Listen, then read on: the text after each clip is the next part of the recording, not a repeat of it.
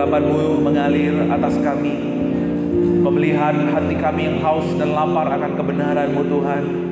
Kami menyadari tanpa kebenaran-Mu kami tidak mungkin bisa menjalani kehidupan kami. Biarlah hari ini leluasa kuasa Roh Kudus-Mu bekerja Tuhan, membuka setiap hati, mata, dan telinga rohani kami untuk meresap setiap kebenaran firman-Mu menjadi bagian kekal yang tidak pernah bisa diambil oleh apapun dari dunia ini. Kami siap Tuhan mendengar firman-Mu. Bekerjalah, kuasa-Mu sempurna di tempat ini melawan kami. Terpujilah nama Tuhan. Di dalam nama Yesus sama-sama kita katakan amin. Silahkan duduk. Selamat hari Minggu buat kita semua. Selamat datang di rumah kita, tempat kita bertumbuh, tempat kita saling mengasihi. Nah, saudaraku yang dikasihi Tuhan, kembali hari ini kita berbicara tentang keluarga. Nah, mungkin Bapak Ibu pernah mendengar orang tua mengeluh, kenapa ya Pak ya? Kenapa ya Bu ya? Itu anak saya lebih dengerin temannya daripada saya. Itu anak saya lebih dengerin pacarnya daripada saya. Kenapa? Pernah Bapak Ibu? Nah, kenapa anak saya lebih hormat kepada orang lain ketimbang saya? Nah, kita melihat peperangan di Timur Tengah, itu namanya Yerusalem, kota damai, namanya kota damai, tapi adalah kota yang paling tidak damai di dunia. Kenapa itu bisa terjadi? Karena mereka mewarisi dendam, mewarisi amarah dari orang tuanya, turun temurun. Kita juga pernah terjadi pengalaman yang menghebohkan Indonesia khususnya. Satu keluarga mati bunuh diri, menjadi martir bom bunuh diri di Surabaya kalau nggak salah di tahun 2018. Kenapa itu bisa terjadi? Kok bisa zaman begini ada orang yang mau menjadi martir bersama anaknya pula? Karena itu adalah hasil sebuah pemuritan. Percaya nggak percaya, kita ini sedang dimuridkan dan sedang memuridkan. Orang tua sedang memuridkan, atau kita juga sedang dimuridkan. Saya pernah gagal ketika saya mendidik anak saya, karena waktu itu Joyla itu dibesarkan waktu saya masih zaman perjanjian lama ya. Iya, nggak sabar ya Bu dengar. Iya. Ini kok anak saya ini sering sekali amarah, kalau dia sesuatu tidak sesuai dengan hatinya itu amarah itu gitu ya. Wah, ini kan saya ini. Karena waktu saya awal-awal menikah, berumah tangga dengan istri saya, punya anak, itu tahun pertama itu kan tahun ini ya, tahun bulan madu semua ya, madu semua. Tahun kedua, ketiga itu udah ketemu kelemahannya, udah ketemu, udah tahu belangnya gitu ya. Itu kalau saya dulu terbiasa itu kalau marah sama istri itu wah gitu. Akhirnya yang kena itu saya pukul pintu. Plak. Pada waktu itu masih ngontrak ya. Pintu orang pecah gitu. Kami tidak pernah pukul-pukulan ya, tapi saya itu plak gitu. Nah, ternyata apa yang saya praktekkan itu ditiru oleh anak saya. Waktu saya konflik dengan istri, marah-marah, kesel-kesel gitu ya, anak saya kadang-kadang malu sendiri, "Pak, nggak boleh gitu, Pak," gitu ya. Dia yang mengingatkan saya. Karena secara tidak langsung ataupun langsung kita sedang memuridkan anak-anak kita. Tapi waktu saya mengadakan pemulihan dengan Joyla, saya melihat sampai hari ini nggak ada lagi yang seperti itu Bu. Nggak lagi kalau dia marah itu nggak lagi seperti itu. Karena sudah mengalami yang namanya pemulihan. Pengaruh apa yang selama ini kita berikan kepada orang-orang sekeliling kita? Dan bagaimana kita mempengaruhi orang-orang sekeliling kita? Kalau orang dunia caranya mempengaruhi orang lain itu apa? Dengan mengiming-imingkan, dengan mengentertain, dengan mengintimidasi atau menghakimi. Itu cara dunia. Tetapi saudara, cara kita mempengaruhi tidak sama dengan dunia ini. Karena kalau kita mempengaruhi dengan cara-cara dunia ini, maka kita tidak berbeda. Hasilnya pun tidak akan berbeda. Anak-anak kita penuh dengan kepalsuan, kepura-puraan. Dia taat sama mama papanya, kenapa? Karena bukan karena dari dalam hatinya, tetapi karena apa? Nanti saya dimarahin, nanti saya nggak dikasih uang jajan.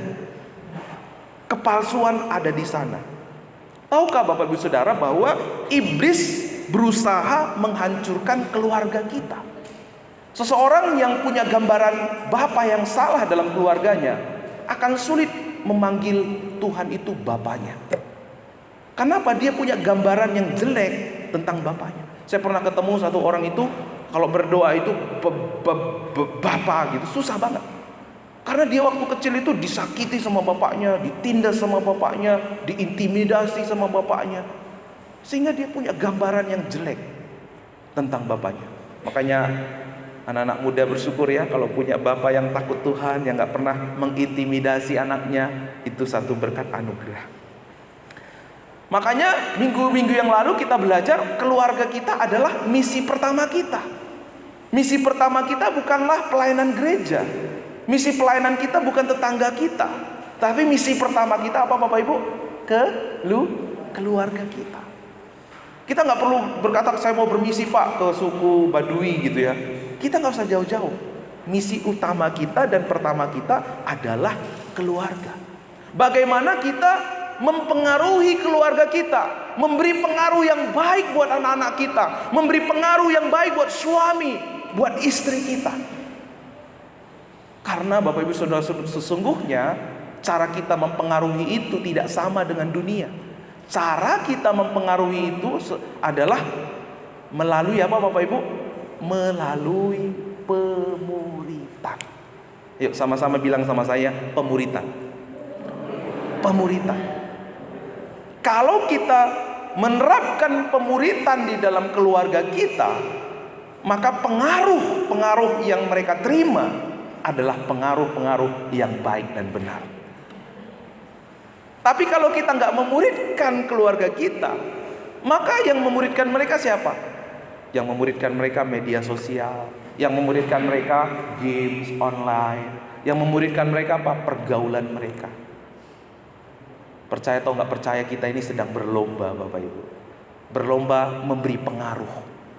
Kalau kita kalah memberi pengaruh yang baik atau menerima pengaruh yang baik, maka kita akan kalah dalam hidup ini. Karena itu hari ini kami mengajak Bapak Ibu, bagaimana caranya kita memberi pengaruh buat seisi keluarga kita, supaya keluarga kita itu hidup dalam rencana Tuhan, hidup dalam kehendak Tuhan. Caranya bagaimana? Yuk kita baca sama-sama. 1, 2, 3 ya. Kuasa untuk memberi pengaruh. Ada 3 langkah: modeling, moment, dan milestone. Nah, bagaimana kita menerapkan ketiga hal ini dalam hidup kita? Yang pertama adalah keteladanan. Dalam 1 Korintus 11 ayat 1 berkata, ikutilah teladanku sama seperti aku meneladani Kristus. Minggu yang lalu kita sudah belajar bagaimana Paulus itu didampingi menerima pembapaan dari Paulus. Timotius menerima pembapaan dari Paulus. Di coaching, didampingi, dimuridkan secara khusus. Kita juga zaman sekarang harus mau dimuridkan, mau di-mentoring. Di dalam ayat 4 tadi dikatakan seperti ini. Yuk kita baca sama-sama. 1, 2, 3 ya. Dengarlah hai orang-orang Israel, Tuhan itu Allah kita, Tuhan itu Esa. Kasihlah Tuhan Allahmu dengan segenap hatimu dan dengan segenap jiwamu dan dengan segenap kekuatanmu. Apa yang kuperintahkan kepadamu pada hari ini haruslah engkau perhatikan. Bagaimana cara kita memberi pengaruh sehingga kita memenangkan seseorang? Dengan kita mengasihi. Kasih akan memenangkan hati seseorang. Kasihilah, kata kasihilah di situ mencintai segala sesuatu dengan kasihnya Tuhan. Maka di bagian ayat yang ke-6 dikatakan akan shall be on your heart. Sesuatu yang kita lakukan dengan kasih akan menyentuh hati. Amin. Kasih yang sejati, kasih yang murni, kasih yang tulus akan menyentuh hati. Bagaimana kita memenangkan hati anak-anak kita? Dengan kita mengasihi. Di minggu pertama, minggu kedua kita belajar bahwa kasih yang kita terima dari Tuhan itu adalah kasih yang selfless, kasih tanpa syarat. Kita mengasihi istri, kita mengasihi suami tanpa syarat, dengan kasihnya Tuhan. Menikah bukan karena ekspektasi. Karena kalau kita menikah karena ekspektasi, kita bukan menikah dengan istri kita, tapi kita menikah dengan ekspektasi kita. Sifatnya adalah selfish. Apa itu selfish? Berpusat pada diri sendiri, keuntungan untuk diri sendiri. Di dalamnya tidak ada unsur Allah, di dalamnya tidak ada kuasa. Makanya keluarga yang selfish hanya bisa bertahan. Nah, bagaimana supaya kita bisa memenangkan hati seseorang? Dengan kita mengasihi. Pengaruh yang kita berikan di dalam kehidupan kita, waktu kita mengasihi, maka kita akan memenangkan hati seseorang. Karena masalah yang kita hadapi, Bapak Ibu Saudara, adalah mengasihi itu adalah masalah hati. Bagaimana kita memenangkan hati seseorang? Minggu yang lalu kita belajar bagaimana kita bersama-sama melayani dengan anak-anak muda kita. Mereka adalah generasi Y dan Z. Kita datang ke generasi mereka, bukan kita yang menyuruh mereka datang ke generasi kita. Artinya apa? Kita harus berani berkorban, rela untuk meninggalkan kenyamanan kita untuk mendukung mereka. Tapi anak-anak muda juga jangan asal berekspresi. Ada orang tua yang kita perlu tanya apa yang jadi esensinya. Orang tua juga jangan memaksakan, kamu mesti berekspresi seperti kami zaman dulu. Ya zaman dulu kan dulu Pak, sekarang kan beda. Yang perlu orang tua lakukan apa? Yang esensi. Sampaikan yang esensi itu apa, supaya Bapak Ibu tahu yang esensi itu apa. Bagaimana caranya? Ikutlah kelas-kelas PA, ikutlah pendalaman Alkitab, ikutlah sekolah minggu, supaya menemukan apa yang esensi. Karena kalau kita menjadi pribadi yang selfish, kita tidak pernah bisa melihat pekerjaan Tuhan dalam hidup kita. Waktu seseorang, Pak, saya kalau ibadah seperti itu nggak nyaman Pak. Nah, saya mau tanya, ibadah itu untuk saudara atau untuk siapa? Kalau kita ibadah karena kenyamanan kita, berarti kita sedang melayani diri kita. Waktu kita beribadah melayani karena kenyamanan kita, itu selfish. Tapi kita mengatasnamakan Tuhan untuk melayani diri kita. Itulah yang sering terjadi, makanya gereja tidak bisa bertumbuh. Yang seharusnya kita lakukan apa? Untuk kenyamanan siapa? Tuhan. Bagaimana pemuritan, bagaimana jiwa-jiwa dimenangkan. Amin. Mengasihi, berkorban, beribadah, melayani, berbuat baik dengan ekspektasi diri kita, itu sifatnya selfish. Kita sesungguhnya melakukan untuk diri kita sendiri. Kita sesungguhnya menggunakan Tuhan dan orang lain untuk maksud diri kita, untuk kepentingan diri kita. Makanya tidak ada unsur Allah di dalamnya. Tidak satu hati pun yang kita bisa menangkan kalau kita melayani dengan selfish. Kita bisa memberi pengaruh yang positif kalau kita selfless. Kalau kita selfish, maka pengaruh negatif. Makanya gereja yang selfish, yang terjadi apa? Rutinitas, nggak ada kuasa. Makanya sering sekali waktu kita berdoa, udah berdoa, berdoa lagi gitu ya, karena rutinitas. Sifatnya selfish. Tapi lakukanlah segala sesuatu dengan kita selfless. Tadi sekolah minggu, Bapak Ibu yang ikut sekolah minggu, memandang kepada salib Kristus. Memandang kepada Kristus. Saya selalu sebut apa istilahnya, Pak? Memiliki sudut pandang dari kemurahan Tuhan. Waktu kita punya pandangan dari sudut kemurahan Tuhan, kita memandang salib Kristus. Dia sudah mengasihi kita, Dia sudah mati buat kita, Dia sudah berkorban buat kita, Dia sudah menyucikan, melayakkan kita. Bagaimana mungkin Tuhan saya tidak melayani engkau? Bagaimana mungkin Tuhan saya tidak mengasihi musuh saya? Bagaimana mungkin Tuhan saya tidak mau berkorban? Jangankan uangku, jangankan hartaku, nyawaku pun aku mau berikan kepada Tuhan. Waktu kita melayani, mengasihi, berbuat baik dengan cara demikian, saudara sedang melayani dengan selfless. Ada unsur Allah di dalamnya, ada kebenaran Allah di dalamnya. Nanti kita melihat bagaimana Paulus itu melayani bukan karena kenyamanan dia. Bagaimana Paulus berkata, aku menjadi seperti orang Yahudi supaya aku memenangkan. Itu kata-kata apa? Selfless. Paulus gak berkata, aku nyaman seperti ini, maka dengan kenyamananku aku melayani orang Yahudi. Maka orang yang bukan Yahudi, maka kalau Paulus melayani dengan cara seperti itu selfish, nggak akan ada jiwa yang dimenangkan, karena sifatnya untuk diri sendiri. Bahkan yang celakanya, Paulus akan jatuh pada sindrom better than. Paulus akan jatuh pada dosa mental jasa, karena merasa berjasa memenangkan seseorang. Mari saudara-saudara, kasih akan menolong kita, menuntun kita untuk menjadi pribadi yang selfless. Kita akan menjadi pribadi-pribadi yang nothing tulus. Itu yang akan dirasakan oleh orang-orang sekeliling kita. Ya. Dari mana kita tahu bahwa kita selfish atau selfless? Apa yang menjadi prioritas kita? Apa yang menjadi obsesi kita? Apa yang kita taruh di atas panggung utama hidup kita? Dari mana kita tahu apa yang menjadi obsesi prioritas kita?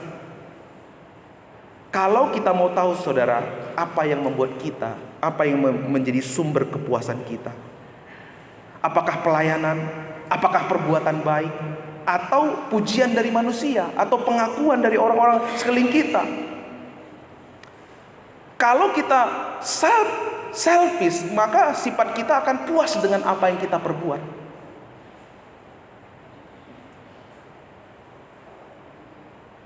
Puas ketika kita diakui, puas ketika kita diberi pujian, puas ketika pelayanan kita baik. Nah itu semuanya sifatnya berubah-ubah, sifatnya sementara. Makanya ketika kita menyandarkan kepuasan kita kepada itu semua, oleh karena pelayanan kita pun kita bisa patah hati. Oleh karena pujian atau pengakuan manusia pun kita bisa patah hati. Orang-orang yang menyandarkan, menyetandarkan pelayanan itu berhasil dari pengakuan manusia, maka dari pengakuan manusia pun dia bisa patah pelayanannya, kecewa hatinya. Karena apa? Sifatnya selfish. Sudahkah apa yang menjadi panggilan Tuhan buat kita itu yang terutama buat kita? Tuhan mau yang menjadi prioritas kita, yang menjadi ada di panggung utama dalam hidup kita adalah memuridkan, mengasihi. Karena itu di dalam Yohanes 13, ya di bulan lalu saya sudah sempat bahas ayat ini, berkata, aku memberikan perintah baru kepada kamu, yaitu supaya kamu saling mengasihi, sama seperti aku telah mengasihi kamu. Demikian pula kamu harus saling mengasihi. Dengan demikian semua orang akan tahu bahwa kamu adalah murid-muridku, yaitu jikalau kamu saling mengasihi. Jangan puas dengan pencapaian-pencapaian yang kita raih dalam hidup kita. Jangan puas dengan apa yang kita sudah perbuat, lakukan di dalam kehidupan kita.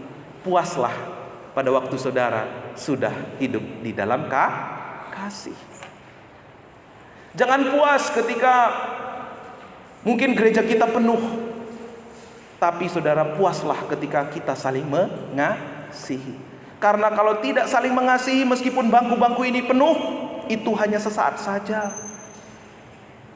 Itu hanya sebentar saja. Begitu ada selisih, begitu ada gesekan, aku gak mau gereja lagi, aku gak mau pelayanan lagi, aku gak mau lihat muka orang itu lagi. Itu terjadi di gereja sana, tidak di gereja kita. Amin. Karena di gereja ini terbangun hati yang saling mengasihi. Ada kasih yang tulus, ada kasih yang ikhlas, ada kasih yang rela. Sifat pelayanan kita bukan lagi selfish, tapi selfless. Penghargaanku, penerimaanku, kasihku, perhatianku sudah kutemukan di dalam Yesus. Udah selesai di dalam Yesus. Kalau manusia puji, itu bukan sarana kita untuk bermegah, tapi sarana kita untuk meninggikan Yesus. Ketika saudara dicela, itu bukan alasan untuk kita mundur, tetapi bersyukur. Karena lewat penderitaan, lewat kesulitan ini pun Tuhan bekerja untuk menyatakan kemurahannya lewat kehidupan kita. Amin. Wow, saudara dan saya akan melihat bagaimana Allah yang dahsyat, Allah yang luar biasa semakin menyatakan kuasanya dalam hidup kita. Kita belajar dari seorang Paulus. Yuk kita baca bersama-sama. 1, 2, 3 ya. Demikianlah bagi orang Yahudi, aku menjadi seperti orang Yahudi, supaya aku menenangkan hati orang Yahudi, supaya aku dapat memenangkan mereka yang hidup di bawah hukum Taurat, supaya aku dapat memenangkan mereka yang tidak hidup di bawah hukum Taurat. Bagi semua orang aku telah menjadi segala-galanya, supaya aku dapat mungkin memenangkan beberapa orang dari antara mereka. Ini adalah pelayanan yang selfless.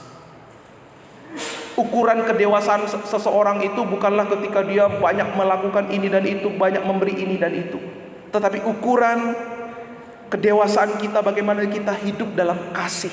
Karena kasih Tuhan, aku mau meninggalkan kenyamananku, aku mau meninggalkan kebiasaanku. Aku tahu ini gak nyaman, tapi aku tahu lewat generasi ini, lewat generasi anak-anak muda ini Tuhan bekerja. Maka aku pun mau menolong mereka, aku mau mengikuti mereka. Jangan suruh mereka ngikutin kebiasaan kita. Anak-anak muda sekarang suka ngape-ngape ya. Kalau anak-anak muda minta buat sini model KP, buatin. Kalau musiknya, lagu-lagunya anak-anak muda menikmati di sana, kita dukung mereka. Amin. Karena apa? Kita udah lihat minggu yang lalu, ternyata anak-anak muda di bawah usia 25 itu paling banyak dimenangkan. Usia semakin tua seseorang, semakin dikit yang dimenangkan. Karena itu kita harus maksimal di anak-anak muda kita. Tapi anak-anak muda juga jangan lupa untuk selalu bertanya kepada orang tua, bagaimana ya Pak ya? Apa yang esensi ya Pak ya? Selalu libatkan. Karena apa? Saudara juga sesuatu hari nanti jadi orang tua. Amin anak muda. Saudara juga akan, waktu saudara menunjukkan hormat saudara kepada orang tua saudara, kepada orang yang lebih senior, saudara sedang mewarisi, memuridkan adik-adik saudara. Dan mereka akan mungkin lebih menghormati saudara. Amin. Jangan kayak orang tua tadi, kenapa ya? Anakku itu lebih hormat dia sama orang lain, dia lebih dengerin pacarnya daripada aku. Ya karena pertanyaannya, orang tua sudah nunjukin teladan belum sama anaknya? Bagaimana sikapnya sama Pak RT? Bagaimana sikap saudara kepada orang tuanya waktu itu? Apakah suka juga ngomel-ngomel? Apakah suka ngambek-ngambek? Ya anak kita juga ngikut, karena kita sedang memuridkan dia. Tapi kalau orang tua yang hormat kepada otoritas di atasnya, kepada ayah papanya, kepada otoritas Pak RT, Pak RW, Pak Guru segala macam, itu akan mengalir. Waktu kita mengasihi dengan selfless, ada atmosfer yang berbeda yang sedang kita bangun di rumah kita, dan lingkungan sekeliling kita itu nyaman untuk kita bisa melihat hati seseorang dimenangkan. Suasana yang paling nyaman, paling indah itu di rumah kita itu ada atmosfer kasih. Kalau Bapak Ibu membelikan kursi, sofa yang mahal, kamar yang lengkap fasilitasnya, ada AC-nya, ada pokoknya bagus gitu ya. Tapi kalau nggak ada kasih, yakin saya anaknya nggak betah di rumah. Tapi kalau ada kasih yang kita tunjukkan, ada kasih yang kita hidupi, itu akan membuat anak-anak kita nyaman di rumah. Amin. mari kita belajar hari ini menjadi model, menjadi contoh, menjadi teladan. Bapak-bapak, ibu-ibu, anak-anak kita memperhatikan bagaimana orang tuanya cinta firman atau enggak.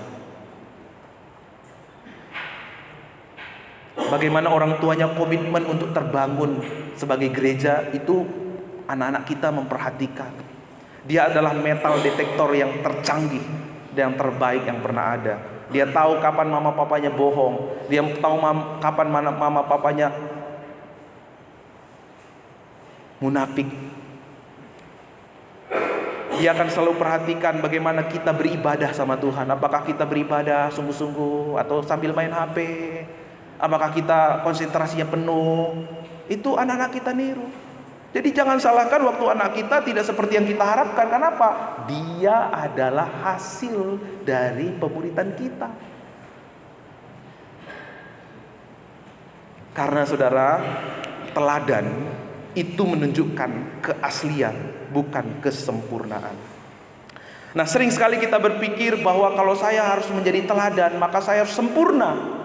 Maka saya harus menjadi pribadi yang tanpa cacat celah. Di dalam Ulangan 6 ayat 7 dikatakan, haruslah engkau mengajarkannya berulang-ulang kepada anak-anakmu dan membicarakannya apabila engkau duduk di rumahmu, apabila engkau sedang berjalan dalam perjalanan, apabila engkau berbaring, dan apabila engkau bangun.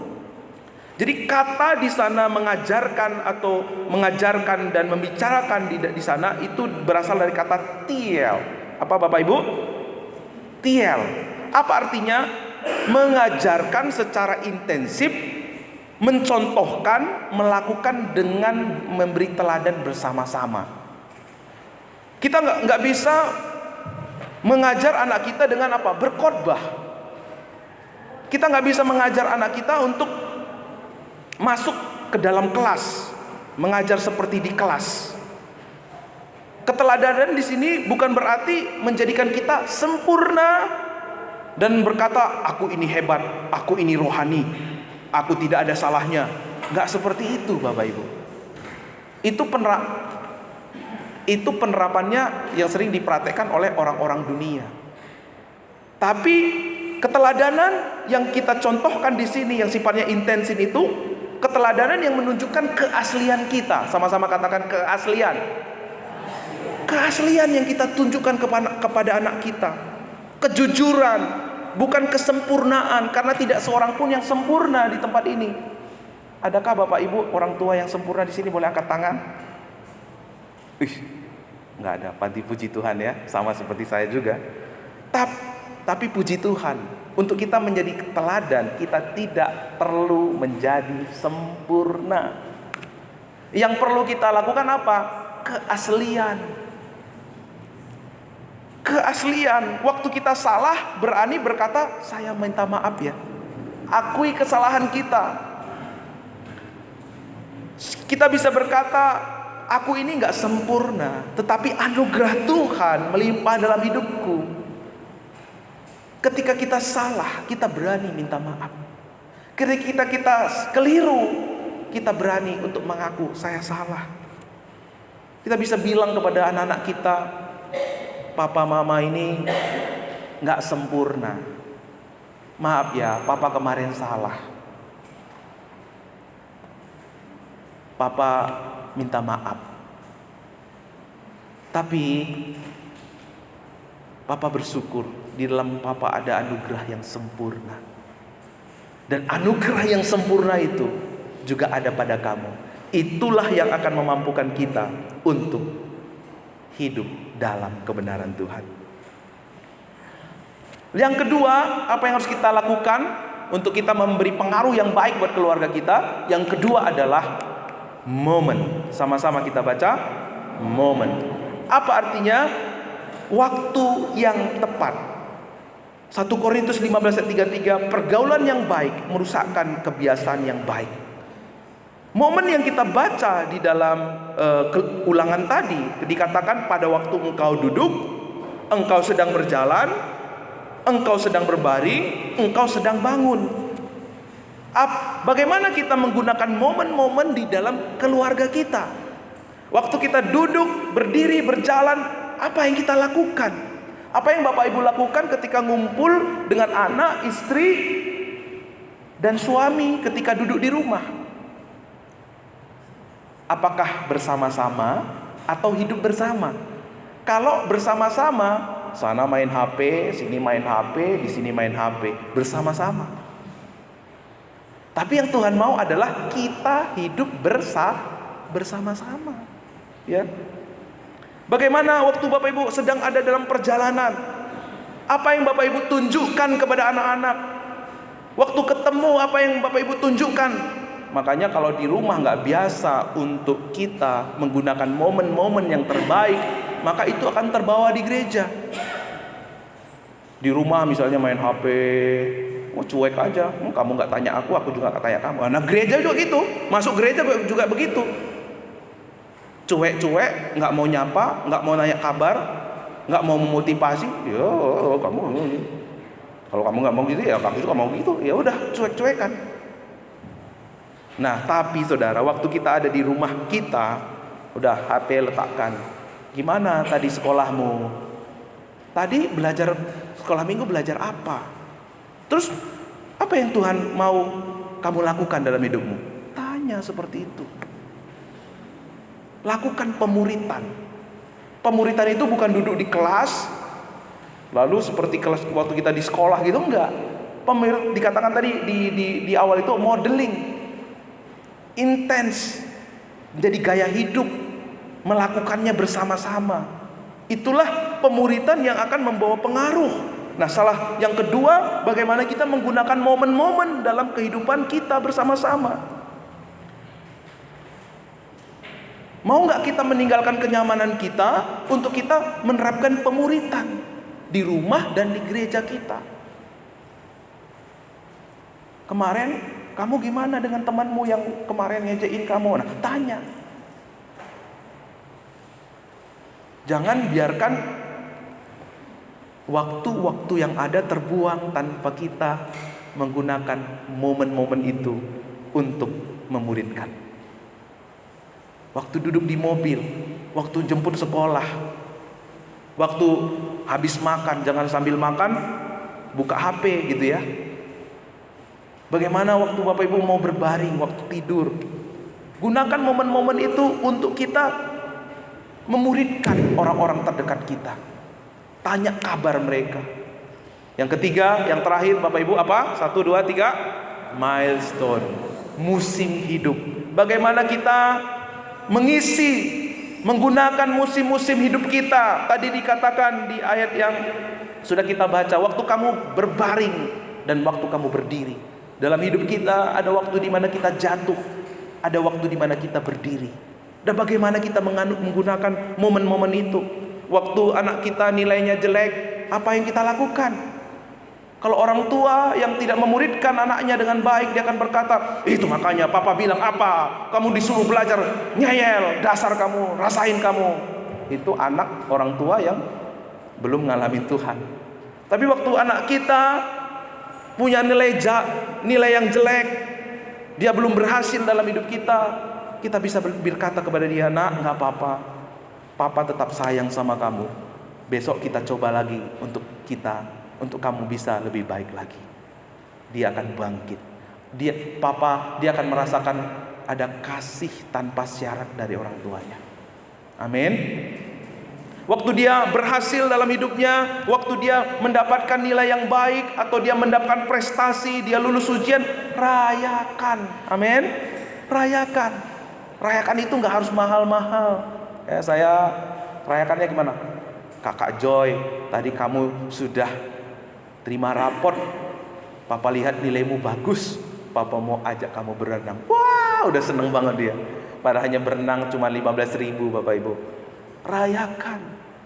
Kalau ada sahabat kita yang ulang tahun ya, tapi Pak Baton itu luar biasa ya, semangat ya dalam memberikan ucapan. Belum ulang tahun aja udah diucapin ya.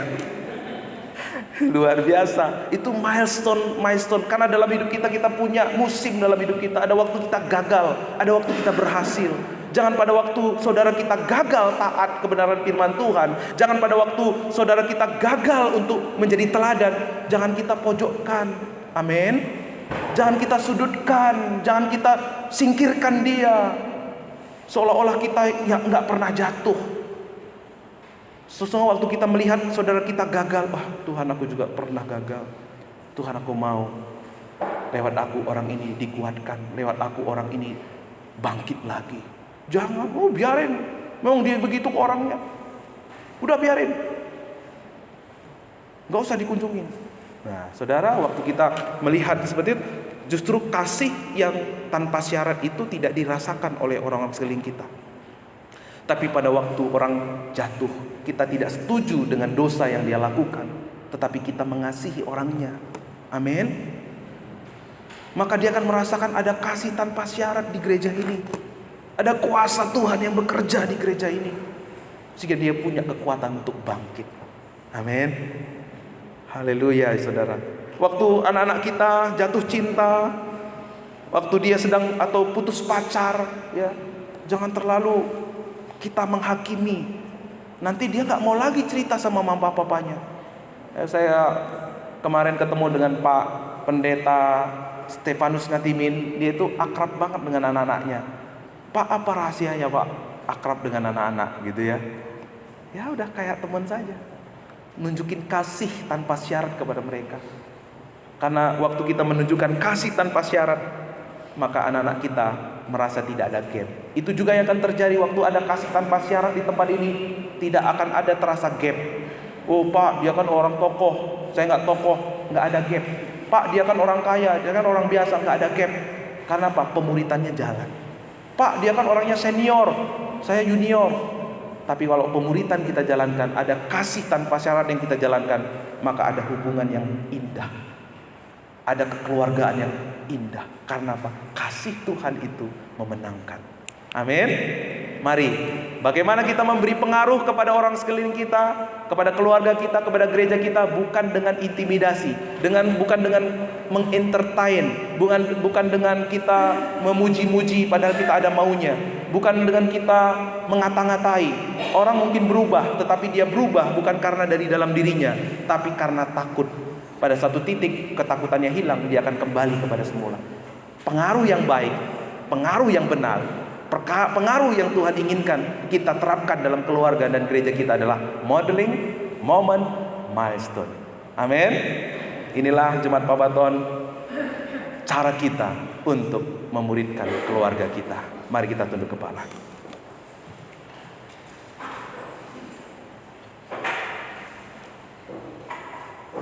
Bapa, terima kasih buat firman-Mu.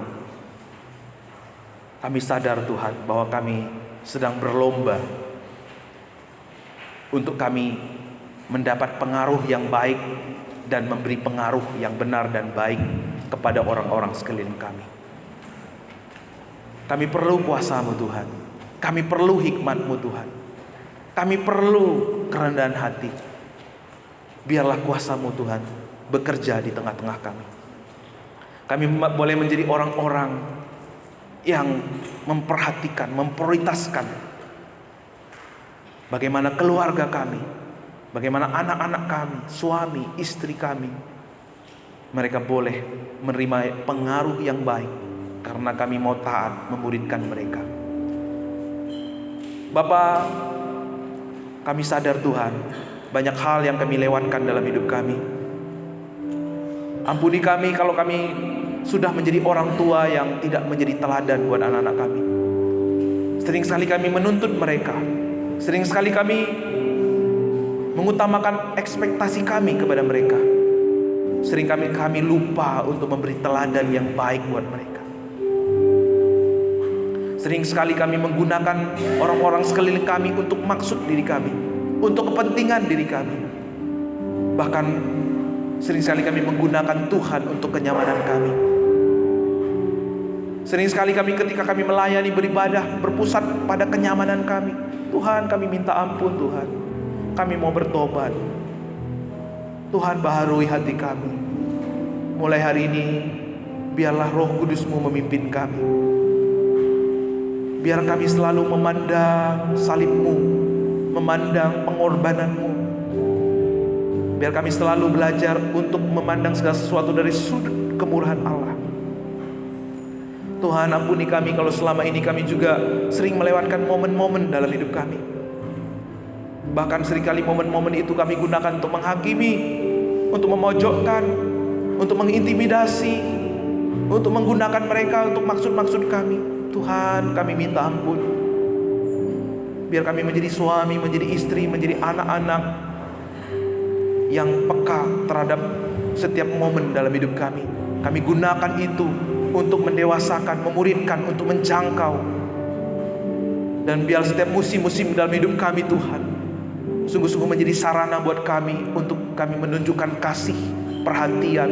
Karena Tuhan terlebih dahulu memperhatikan dan mengasihi kami. Terima kasih Tuhan, Roh-Mu bekerja di tempat ini.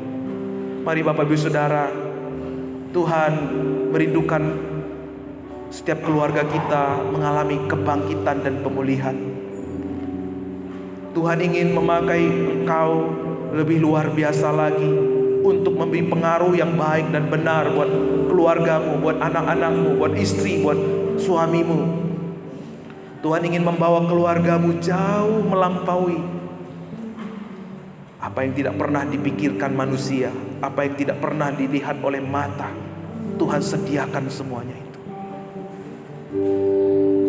Maukah saudara hari ini berkata, Tuhan, aku mau menjadi model yang baik dan benar buat seisi rumahku, buat orang-orang terdekat. Aku mau melihat kuasa-Mu yang mengubahkan hidupku dan keluargaku dan orang-orang sekelilingku. Aku mau menggunakan momen, milestone, musim-musim dalam hidupku Tuhan, untuk melihat Engkau bekerja, untuk melihat bagaimana pengaruh-pengaruh yang baik boleh dialami oleh seisi rumah. Terima kasih Tuhan, terima kasih.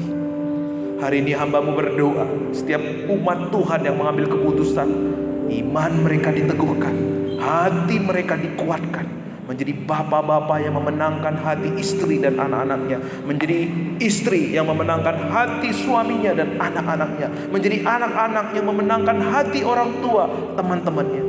Terima kasih Tuhan, Engkau bekerja di tengah-tengah kami.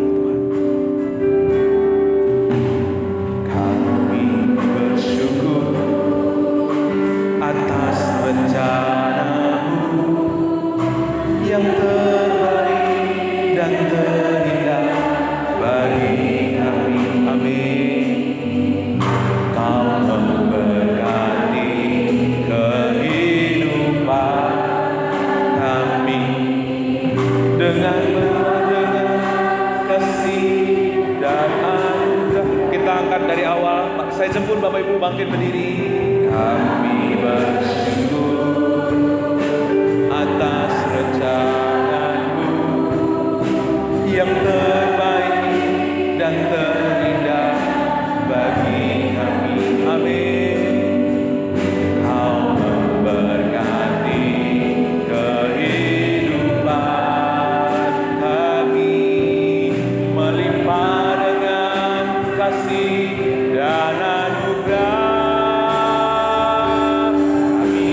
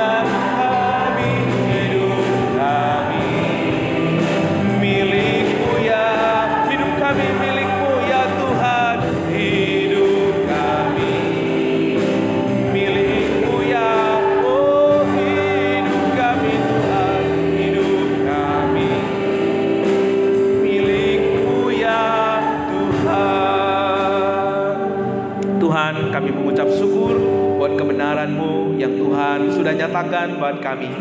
Tuhan memberikan kami hati yang taat, hati yang penuh mengasihi-Mu Tuhan. Kami percaya di dalam kekuatan kuasa-Mu, Roh Kudus-Mu memampukan kami menjadi orang-orang tua, menjadi anak-anak yang berpusat kepada Kristus, yang nothing tulus, selfless, mengasihi karena Kristus sudah mengasihi kami. Terima kasih Tuhan. Kami berdoa dan memproklamasikan hari ini lahir teladan-teladan iman, lahir pemurid-pemurid, orang tua, bapak-bapak, ibu-ibu yang memuridkan anak-anak mereka dengan intens, dengan penuh komitmen dan keteladanan hidup. Dan hari ini juga lahir anak-anak mudamu yang komitmen mau dimuridkan dan mau juga memuridkan. Terima kasih Tuhan buat apa yang Tuhan nyatakan di tengah-tengah kami.